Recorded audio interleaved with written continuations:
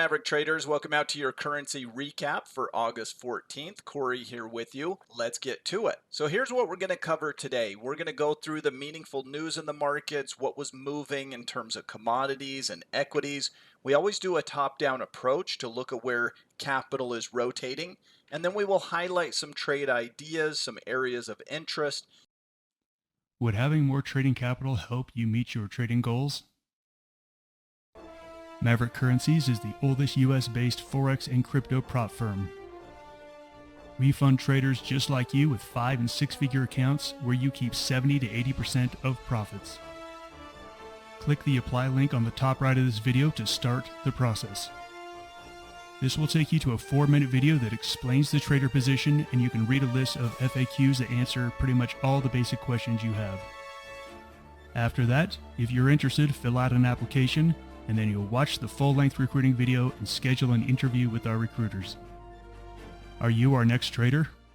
And then on the daily news, the NASDAQ bounced back sharply, and it definitely outperformed. There were actually more equities going down than up today, but the NASDAQ was up over 1%, and this was on NVIDIA being upgraded, and the Morgan Stanley analyst said that they are at the heart of AI. They're going to be a beneficiary of that, make a ton of revenue, possibly in earnings and so forth. And so that was good news for the tech sector.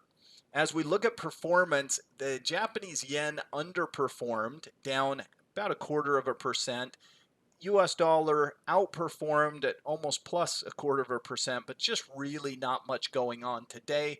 Kind of a quiet market day overall. Same thing was true in equities. Like we said, the S&P and NASDAQ was really the outperformer. Crypto with a decent day, up around 0.5%. Gold and oil down, and that makes sense given the US dollar bounce back. There's usually that inverse correlation where the dollar had a pretty decent day, strongest currency.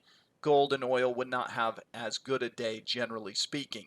If we look at crypto, Bitcoin Cash, the outperformer, up just shy of 1%. Ethereum and Litecoin about flat.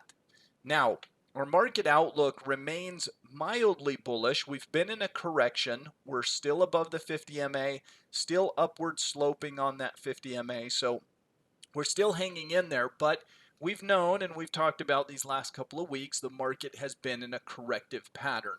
Now, as we take a closer look at the chart, here's what I'm seeing to my eye.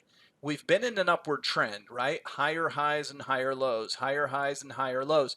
But now we're in a little bit of a correction.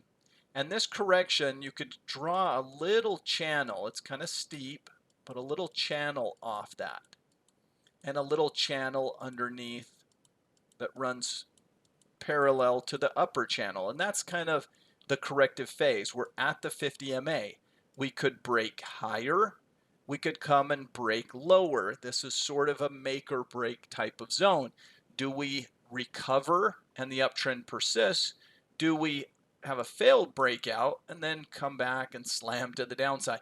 This is very important area because this is where the tug of war takes place. Do we stay or do we go?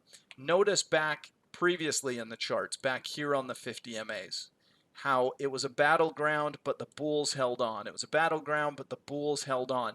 The same thing could be true here, and for today, looks pretty promising. As we look at the news this week that's going to be impactful, CPI out of Canada, definitely inflation numbers are always in focus. In the US, we got retail sales, Empire State Manufacturing. On Tuesday night, we've got the RBNZ meeting. The expectations are for them to be on hold. They've been raising rates, of course, but to be on hold at this meeting. We get CPI in the UK. We get Fed meeting minutes. Those are both on Wednesday. And then later that night, employment data out of Australia. And that pretty much wraps up the week. So Tuesday and Wednesday are jam-packed. Thursday is just a nothing. Friday has nothing.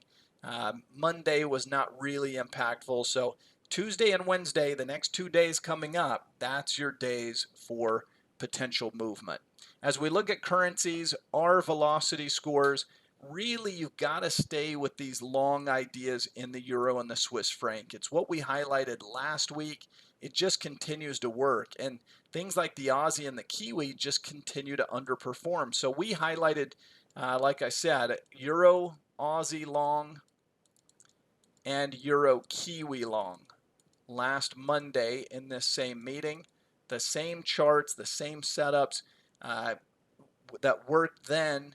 I would continue to really focus on this type of area. If you want to look at the Swiss franc or you want to look at the pound on the long side, fine. If you want to match those up with Aussie and Kiwi, I think that's perfectly reasonable as well. So I could get behind something like pound Aussie on the long side. No sweat with that, but continue to look at those European equity or those European currencies, UK currencies. US dollars come back. I don't trust it quite as much. And again, I'm not a big fan of shorting the yen, even though it's on the weaker side. So I think you continue to stick with what's working.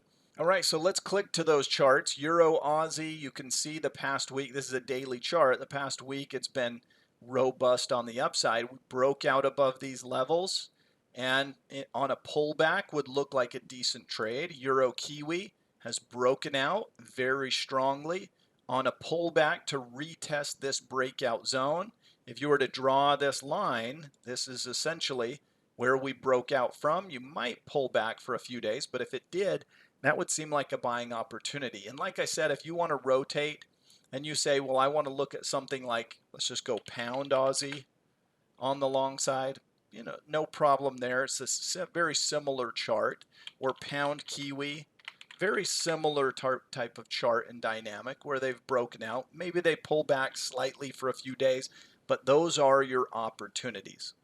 So in conclusion, CAD CPI tomorrow morning. We get some Fed meeting minutes on Wednesday. Continue to play that relative strength and weakness, and we will see you next time.